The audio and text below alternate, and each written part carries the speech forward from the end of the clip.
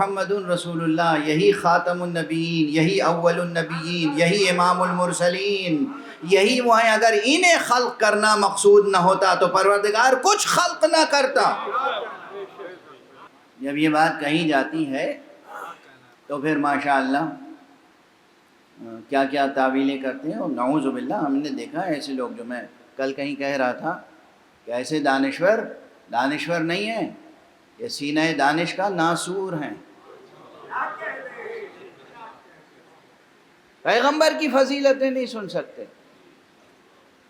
اللہ فرما رہا ہے وَلَسَوْفَ يُعْطِيكَ رَبُّكَ فَتَرْضَىٰ، اللہ تمہیں اتنا عطا کرے گا کہ تم راضی ہو جاؤ گے۔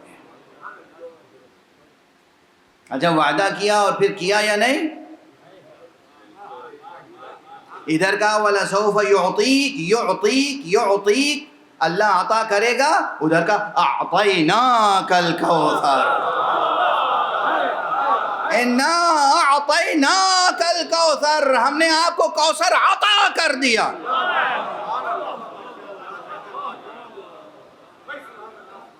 وعدہ پورا ہوا یا نہیں؟ یہاں بھی وعدہ پورا ہوا، وہاں بھی وعدہ پورا ہوا اور ہوگا۔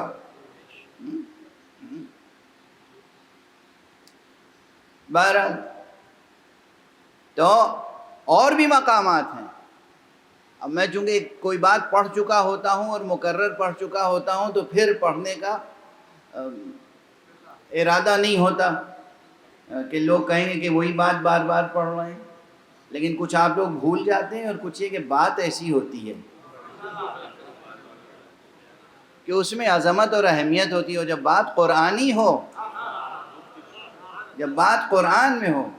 دیکھیے اب یہ تو ہے کہ صاحب اللہ نے کہا وَلَسَوْفَ يُعْطِيكَ رَبُّكَ، اللہ عطا کرے گا۔ کس پیمانے سے عطا کرے گا کہ آپ راضی ہو جائیں گے۔ رضا کس کی؟ پیغمبر کی رضا، اللہ کی رضا نہیں۔ اب یہ تفریق بھی سمجھنے سمجھانے کے لیے کر رہا ہوں، ورنہ بات تو یہ ہے کہ جو ان کی رضا وہ ان کی رضا، جو اس کی رضا وہی ان کی رضا۔ لیکن اب لوگ سوچتے رہیں کہ کیا اس میں جنت ہوگی، فردوس بری کا معاملہ ہوگا، کچھ اخروی معاملات ہوں گے، کچھ دنیاوی معاملات ہوں گے، کچھ چیز ہوگی۔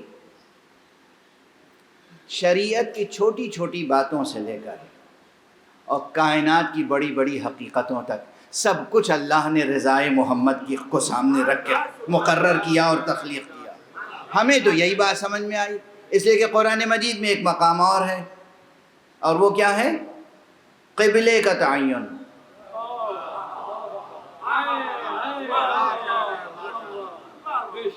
قبلے کا تعین، قبلے کا تعین قرآن مجید کی آیت ہے نا۔ میں نے کہا تھا روایتوں کو نہ دیکھیے گا، قرآن۔ تو جب پیغمبر اکرم آپ حضرات خدا نصیب فرمائے زیارات مدینہ منورہ اور زیارات مکہ مکرمہ، تو مدینہ منورہ میں ابھی بھی ایک مسجد موجود ہے، اسے کہتے ہیں مسجد القبلتین، دو قبلوں والی مسجد۔ یہ اس واقعے کی یادگار ہے کہ پیغمبر نماز پڑھ رہے تھے۔ دیکھیے اللہ بھی بعض احکام نازل کرتا ہے یہ لحاظ کر کے کہ بھلائے نہ بھول سکے امت۔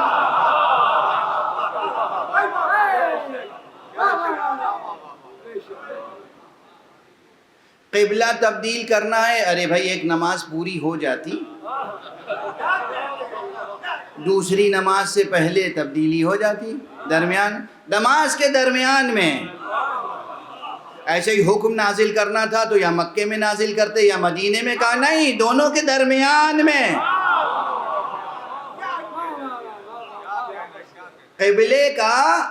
قبلہ ظاہری کا تعین کرنا ہوا تو نماز کے درمیان، اور قبلہ معنوی کا تعین کرنا ہوا تو میدان غدیر میں سفر حج کے درمیان۔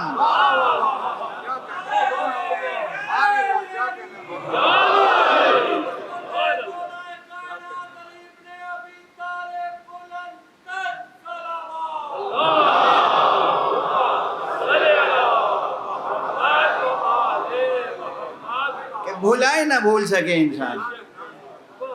میں قبلے کی تبدیلی ہوئی تھی؟ ہاں بھائی ہوئی تھی، مسجد موجود ہے، نماز کے دوران ہوئی تھی، یوں صفیں لگی ہوئی تھی، پیغمبر آگے تھے، ایک دم سے پیغمبر نے رخ موڑا، سب نے رخ موڑا، اور اس کے بعد راستہ دیا اور پیغمبر آگے تشریف لے گئے اور نماز مکمل فرمائی، اور پھر اعلان کیا کہ اب قبلہ تبدیل ہوا۔ لیکن قبلہ تبدیل ہوا کس کی مرضی سے؟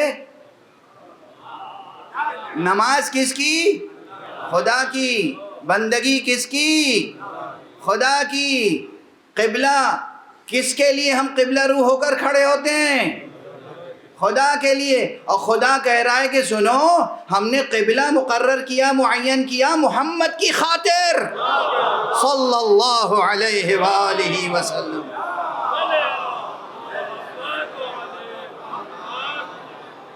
مشہور مقام ہے، سورہ مبارک ہے، بقرہ ہی میں ہے، یہاں دوسرا پارہ قرآن کا شروع ہوتا ہے نا، یہ ظاہری تجزیہ اور ترتیب کے لحاظ سے، اسی میں یہ آیت آتی ہے، سیقول السفہاء، یہ جو نادان لوگ ہیں یہ ابھی پوچھیں گے کہ کس لیے یہ قبلہ تبدیل ہو گیا، تو آپ یہ آیت سنا دیجیے گا۔ کیا ہے آیت؟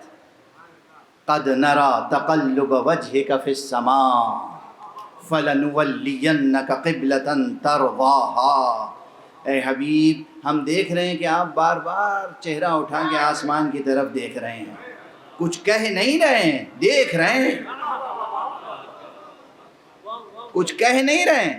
قرآن کہتا ہے کچھ کہہ نہیں رہے ہیں، صرف دیکھ رہے ہیں۔ قد نرى تقلب وجهک، آپ کے چہرے کو ہم دیکھ رہے ہیں کہ بار بار آسمان کی طرف یہ چہرہ اٹھ رہا ہے، تو سمجھیے کہ آپ نے کہا نہیں مگر ہم سمجھ گئے۔ کیا سمجھ گئے؟ فَلَنُوَلِّيَنَّكَ قِبْلَةً تَرْضَاهَا، اب ہم ایسے قبلے کی طرف آپ کو موڑ دیں گے جس سے آپ راضی ہو جائیں گے۔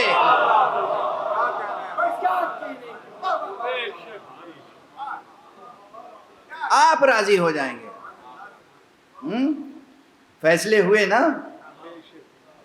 خدا بندے سے خود پوچھے،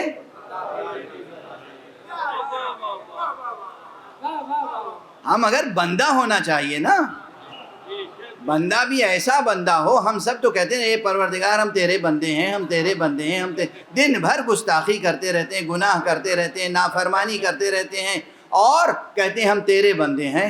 مصطفیٰ وہ بندہ الہی ہے جس کے لیے خدا فرماتا ہے سبحان الذی اسریٰ بعبدہ لیلا، پروردگار کیا کہنا اس کا جو اپنے عبد کو، اپنے بندے کو راتوں رات معراج پر لے گیا۔ اور مانے خدا العبد کہہ رہا ہے، بات کہاں سے کہاں پہنچ گئی؟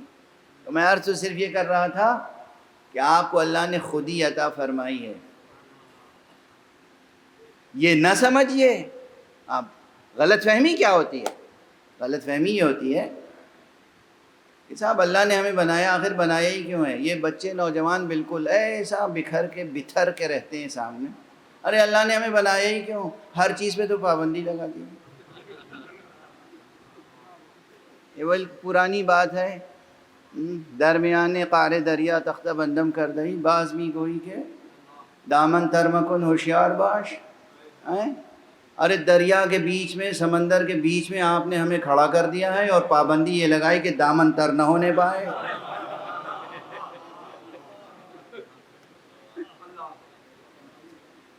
ہاں ہے تو کچھ ایسا ہی، ہے تو کچھ ایسا ہی، ظاہری منظر ایسا ہی ہے، اس کے باطن میں لطف بہت گہرا ہے۔ ظاہری منظر یہ لطف ایسا کمال کا لطف ہے کہ دریا میں درمیان میں کھڑا کر دیتا ہے، کہتا ہے کہ دامن تر نہ ہونے پائے، اور اگر کوئی اس ریاضت کو شروع بھی کرے قربتاً اللہ کہ دامن تر نہ ہونے پائے، تو وہ اتنی قدرت دیتا ہے کہ مصلی کوئی پانی پہ بچھا دے اور نماز پڑھے تو مصلی ڈوبتا نہیں، سفینہ نوح کے لیے قابل رشک منظر بن جاتا ہے۔ صلوات پڑھ دیں محمد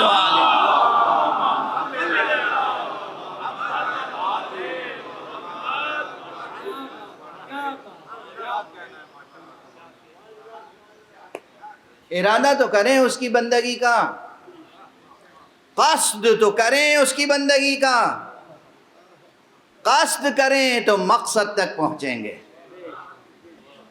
قصد تو کریں